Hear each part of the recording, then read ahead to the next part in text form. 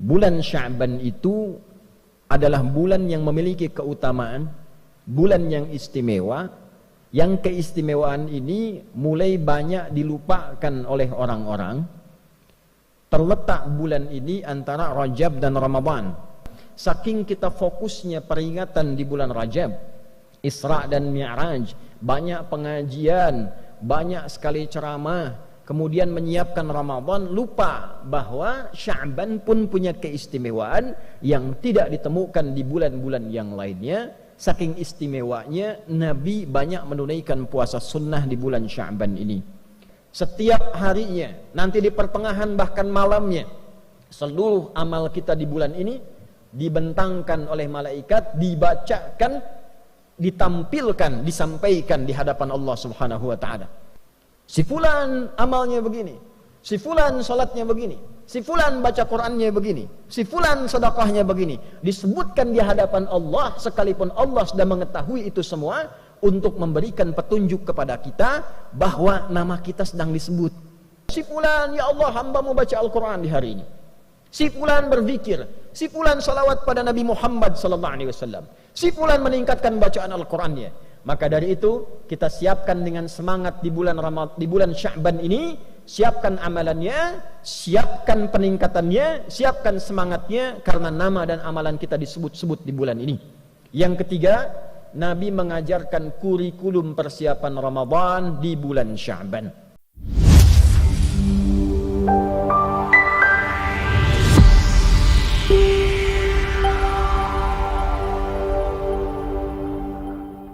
Dalam kitab Sunan An-Nasa'i nomor hadis 2357, sanad hadis ini diriwayatkan pada sahabat mulia yang masih junior, masih muda, kurang lebih 5 tahun di atas sahabat Ibnu Abbas radhiyallahu taala anhuma, yang saat Nabi sallallahu alaihi wasallam wafat beliau masih berumur 20 tahun.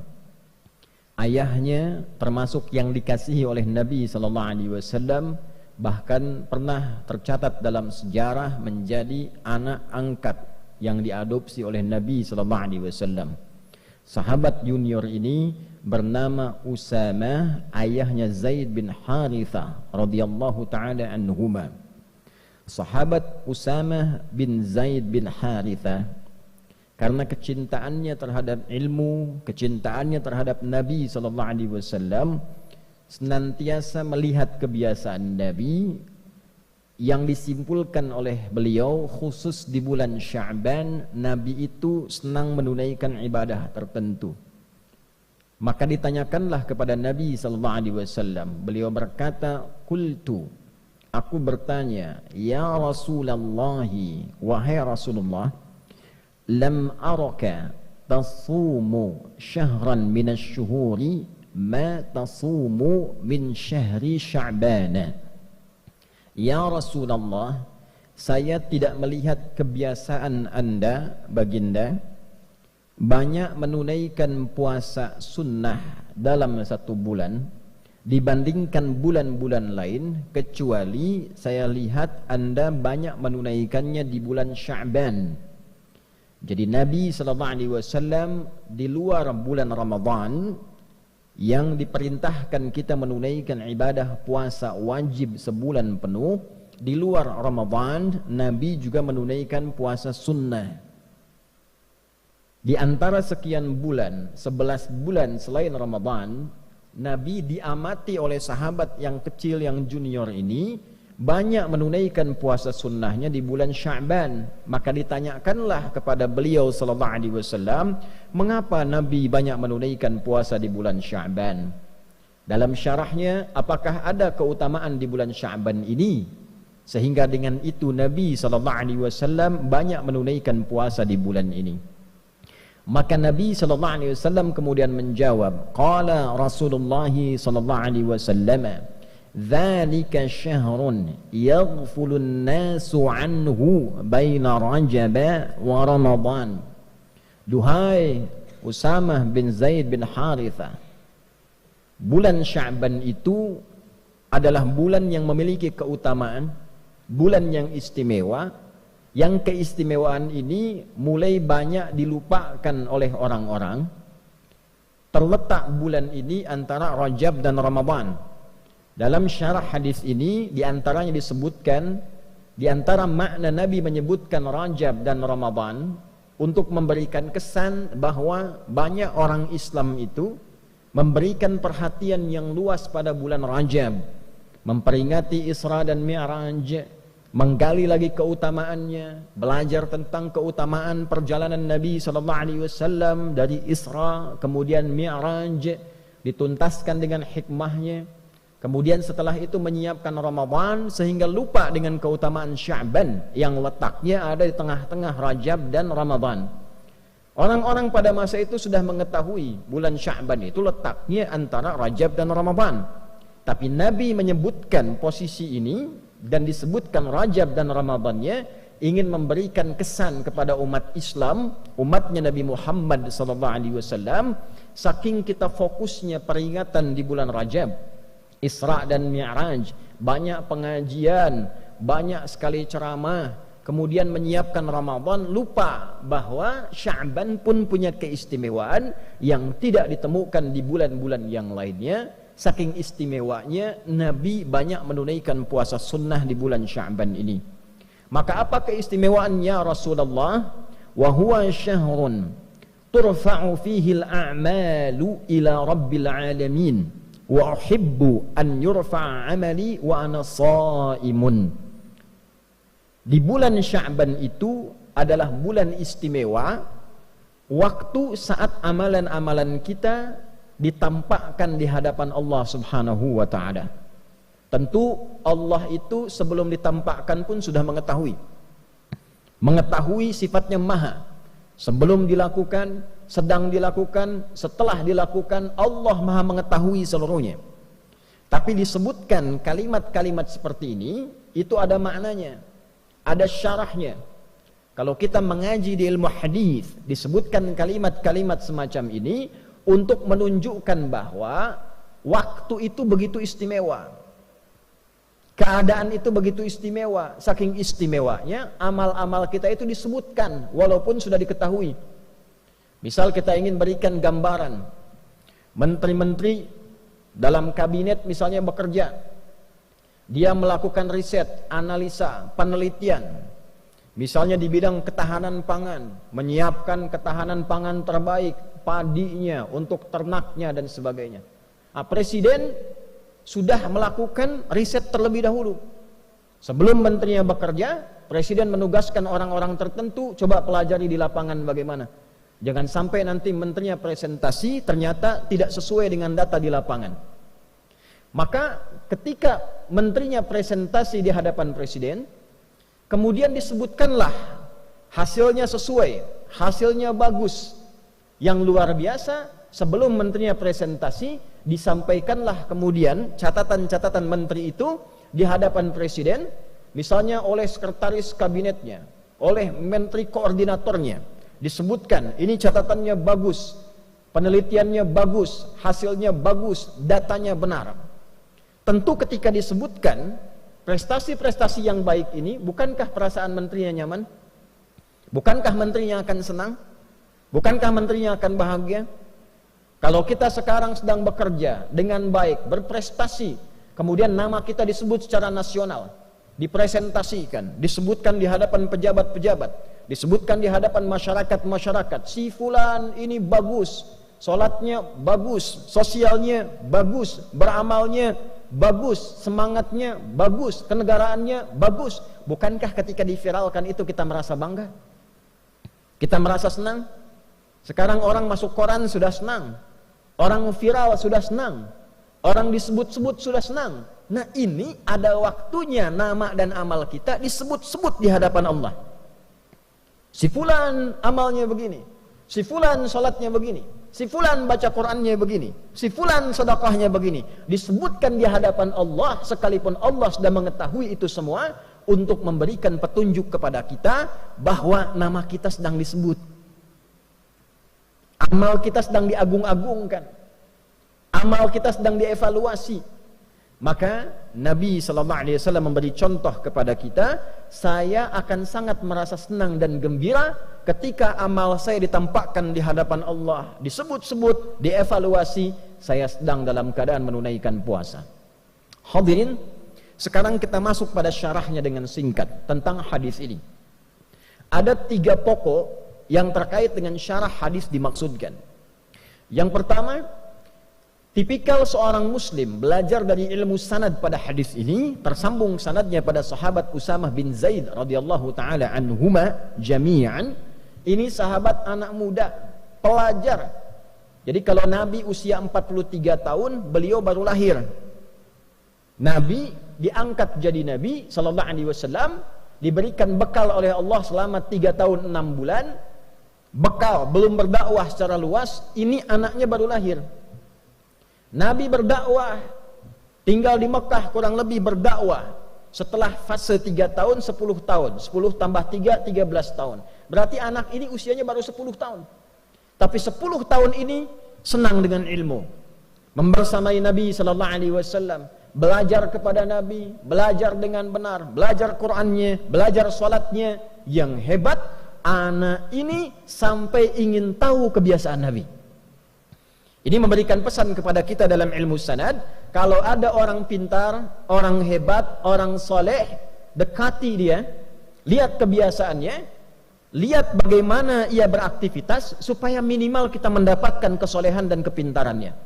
Lihat bagaimana cara dia belajar, lihat bagaimana cara dia beribadah, lihat bagaimana cara dia berinteraksi dalam kehidupan sosial. Dulu semua sahabat Nabi begitu. Yang ingin dapat percikan berkah ilmu dari Nabi, maka mereka akan melihat bagaimana Nabi belajar, dibimbing oleh Allah Subhanahu wa taala melalui malaikat Jibril. Itu ditiru kemudian. Ketika Nabi menyampaikan, langsung dipraktikkan. Maka hasilnya seperti sahabat Ali bin Abi Thalib radhiyallahu taala anhu, sahabat Abu Hurairah radhiyallahu taala anhu, Salman Al-Farisi radhiyallahu taala anhu, yang kecil-kecil seperti Abdullah bin Abbas radhiyallahu taala anhuma, Abdullah bin Umar radhiyallahu taala anhuma, Abdullah bin Amr bin Al-As radhiyallahu taala anhuma, termasuk sahabat Usama bin Zaid bin Harithah radhiyallahu taala anhuma jami'an. Kalau belum dapat pintarnya, dapat solehnya. Rajin ke masjidnya, rajin bacaan Qur'annya. Kalau sudah soleh dulu, ilmu pasti datang. Karena syarat ilmu mudah diberikan oleh Allah adalah hadirnya kesolehan dalam diri kita, mantapnya hati kita menerima cahaya. Wattaqullah wa yu'allimukumullah. Tingkatkan takwamu kepada Allah, baru Allah tanamkan, ajarkan, pahamkan pengetahuan pada diri kita. Yarfa'illahu alladhina amanu minkum walladhina utul ilma darajat. Kalau ingin diberikan ilmu utul ilma, maka tambahkan imannya dulu. Rajin tahajudnya, rajin zikirnya, rajin salawatnya pada Nabi SAW, semangat dalam belajarnya, semangat dekati Allah. Kalau sudah dekat dengan Allah, diberikan apa yang kita inginkan, termasuk ilmu. Nah, inilah Usamah bin Zaid bin Harithah radhiyallahu taala anhuma jami'an. Maka dalam ilmu sanad tidak cukup kita mendengarkan matan isi hadis. Lihat orang yang meriwayatkan hadisnya. Siapa mereka? Ada yang di bidang militer, ada yang di bidang kamtibmas, ada yang di bidang niaga, bisnis, ada yang di bidang pengetahuan, ada yang di bidang rumah tangga. Pelajari siapa mereka, bagaimana mereka mengambil ilmu dari Nabi sallallahu alaihi wasallam. Nah, sahabat ini karena melihat kebiasaan Nabi di bulan Sya'ban, artinya apa? Beliau ini orang yang rajin mengamati perilaku Nabi. Karena rajin mengamati perilaku Nabi, dekatlah dengan Nabi dan mendapatkan percikan keberkahan dari keberkahan Nabi sallallahu alaihi wasallam. Maka di era Umar bin Khattab radhiyallahu taala anhu saat menjadi khalifah, beliau presiden, punya Baitul Mal, pusat ekonomi, pusat harta. Pada waktu-waktu tertentu dibagikan ke semua rakyatnya. Jadi beliau melihat potensi di wilayahnya, di negara yang dipimpinnya. Apa saja sumber dayanya, apa saja yang diolahnya, dikumpulkan di pusat kumpulan harta namanya Baitul Mal.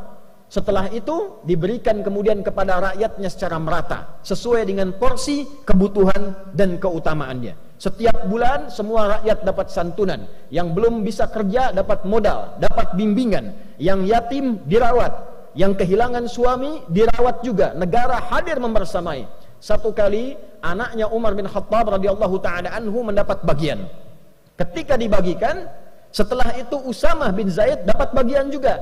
Ternyata bagiannya Usamah bin Zaid itu 2 kali lipat dari anaknya Umar bin Khattab, yaitu Abdullah bin Umar bin Khattab radhiyallahu taala anhuma. Anak presiden dapat bagian Baitul Mal, ya, karena presidennya juga tidak tampil dengan kekayaan, hidupnya sederhana.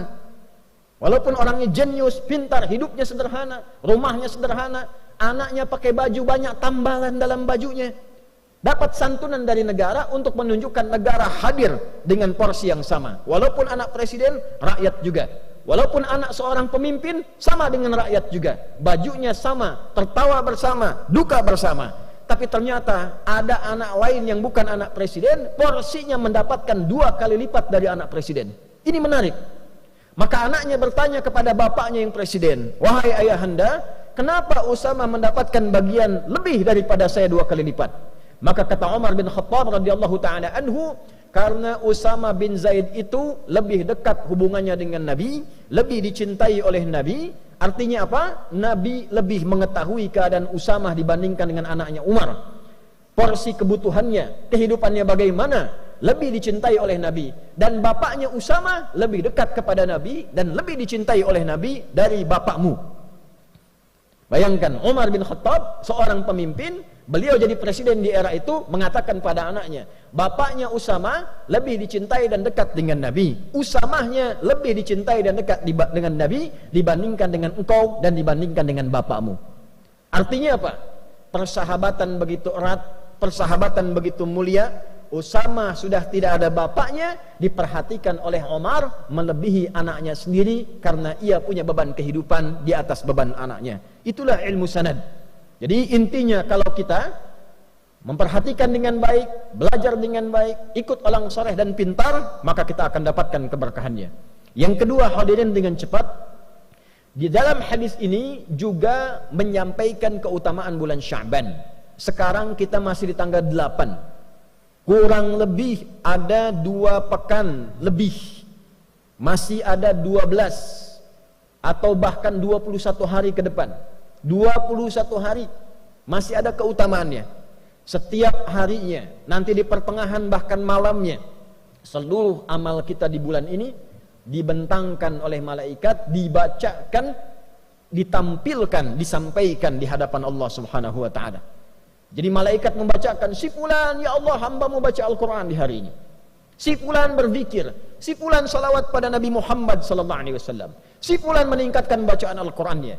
Maka dari itu kita siapkan dengan semangat di bulan Sya'ban ini, siapkan amalannya, siapkan peningkatannya, siapkan semangatnya, karena nama dan amalan kita disebut-sebut di bulan ini. Yang ketiga, Nabi mengajarkan kurikulum persiapan Ramadan di bulan Sya'ban. Ayat puasa turunnya bukan di bulan Ramadan. Ayat puasa turun di bulan Sya'ban di tahun kedua Hijrah.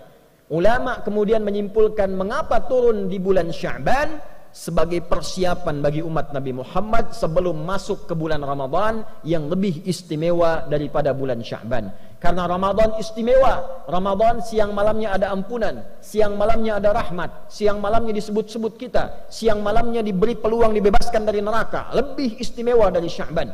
Karena itulah Sya'ban kita berlatih menyiapkan diri untuk sampai ke bulan Ramadan. Apa latihan terbaiknya? Menunaikan puasa.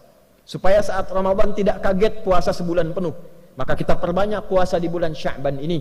Yang sudah Senin dan Kamis, Senin puasa, Selasa istirahat, Rabu puasa lagi, Kamis puasa, Jumat istirahat, Sabtu bisa istirahat, Ahad bisa istirahat. Perbanyak, yang penting perbanyak. Senin puasa lagi. Yang sudah terbiasa nanti Ayyamul Bid, Senin Kamis tambah puasa Daud. Senin puasa, Selasa istirahat, Rabu puasa, Kamis istirahat, Jumat puasa, demikian sebelum sampai ke bulan Ramadan. Kalau sudah begitu, fisik kita terbiasa, masuk Ramadan siap sebulan penuh, kita sudah terbiasa beramal, siapkan kurikulum dari sekarang. Berapa banyak yang akan dibaca di bulan Ramadan? Berapa kali khatam? Berapa banyak infak? Berapa banyak kita salawat? Siapkan dari sekarang supaya Ramadan kita sudah tangguh menghadapi bulan-bulan, hari-hari, waktu-waktu, malam-malam yang penuh dengan keistimewaan di sisi Allah Subhanahu wa taala.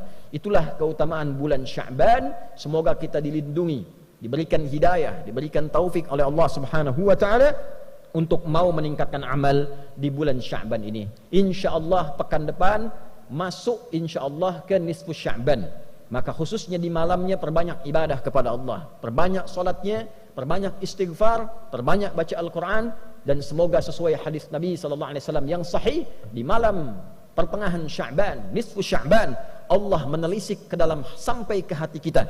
Maka orang-orang yang memohon ampun diampuni dosanya oleh Allah Subhanahu wa taala, kecuali orang yang masih ada iri hati, permusuhan di dalam jiwanya yang paling dalam.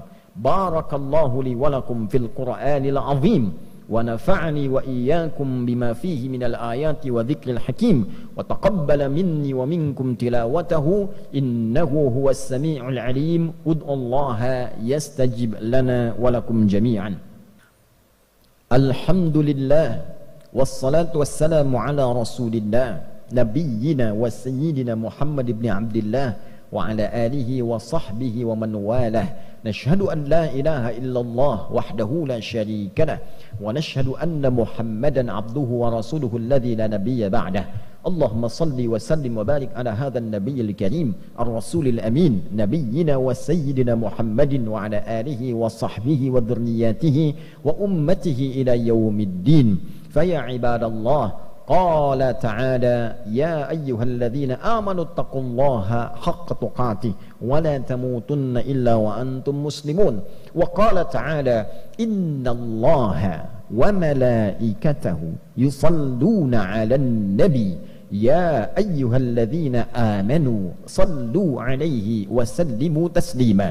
اللهم صل وسلم وبارك على هذا النبي الكريم الرسول الأمين نبينا محمد وعلى آله وصحبه أجمعين. ربنا لا تدع لنا في مقامنا هذا وفي كل مقام ذنبا إلا غفرته ولا هما إلا فرجته ولا دينا إلا قضيته ولا مريضا إلا شفيته ولا عاسرا إلا يسرته ولا حاجة من حوائج الدنيا والآخرة فيها لك رضا وفيها لنا الصلاح إلا قضيتها يا أرحم الراحمين. Ya Allah, jika ada pendosa di Jumat ini ampuni dosanya. Jika ada yang sakit mohon angkat dan sembuhkan penyakitnya. Jika ada yang mengalami kesulitan mohon angkat dan hilangkan kesulitannya. Jika ada yang tengah gelisah mohon tenangkan hatinya. Jika ada yang sampai Jumat ini diliputi utang piutang limpahkan luasan rizki kepadanya untuk melunasi utang-utangnya. Allahumma barik hadzal makan wa hadzal ma'had ma'had mira ya arhamar rahimin tamam al mubarakah kama barakta kull al amakin al qadimah wal haliyah wal mutaqaddimah ya arhamar rahimin. Ya Allah, anugerahkan keberkahan kepada pesantren ini, pesantren Mira, dan seluruh tempat-tempat yang baik yang pernah Engkau berkahi di muka bumi ini. Allahumma hafadz biladana Indonesia waj'alha baldatan thayyibatan wa anta tardaha. Ya Allah, mohon negeri kami Indonesia dijaga ya Allah. Jagalah negeri kami ini, jadikan negeri kami negeri yang makmur, negeri yang baik yang Engkau ridai. Allahumma hafadz umara'aha wa ru'asa'aha waj'alhum ya Allah minal 'udala liyukhaffifu hisabahum yaumal qiyamah. Ya Allah, mohon jaga para pemimpin kami dari level atas sampai yang bawahnya. Sehatkan mereka, kuatkan mereka, bimbing mereka agar bersikap adil dan baik dalam menjalani kepemimpinan untuk meringankan hisab mereka di akhirat kelak. Allahumma hafadz ulama'ana waj'alhum mukhlashina lakad-din. Ya Allah, mohon jaga para ulama kami, ikhlaskan mereka dalam berdakwah, berikan kemampuan mencerahkan umat, jauhkan dari perpecahan ya arhamar rahimin. Allahumma yassir lana wa la tu'assir alaina waj'alna hamalatal Qur'anil Karim waj'alil Qur'ana sahiban lana fid dunya wa syafi'an lana fil akhirati ya arhamar rahimin. Ya Allah, jadikan kami semua termasuk ahli-ahli Al-Quran, terutama ya Allah keluarga besar pesantren ini jadikan termasuk ahli Al-Quran. Jadikan ya Allah Al-Quran sebagai teman kami di dunia, syafaat bagi kami di akhirat, cahaya bagi kami di alam kubur kami ya arhamar rahimin. Allahumma ashtaqna bi Rasulillah sallallahu alaihi wasallam la tahrimna al-liqa ma'al Mustafa sallallahu alaihi wasallam yaumal qiyamati fi jannatikal firdausil a'la ya arhamar rahimin. Ya Allah, anugerahkan ya Allah dari kerinduan kami kepada Nabi Muhammad sallallahu alaihi wasallam, kesempatan untuk berjumpa dengan beliau, kesempatan ya Allah untuk bersua dengan beliau, kesempatan untuk tinggal di surga Firdaus dan bersamai oleh Rasulullah sallallahu alaihi wasallam. Rabbana atina fid dunya hasanah wa fil akhirati hasanah wa qina adzabannar. Bi fadlika subhana rabbika rabbil izzati amma yasifun wa salamun alal mursalin wa akhiru da'wana anil hamdulillah.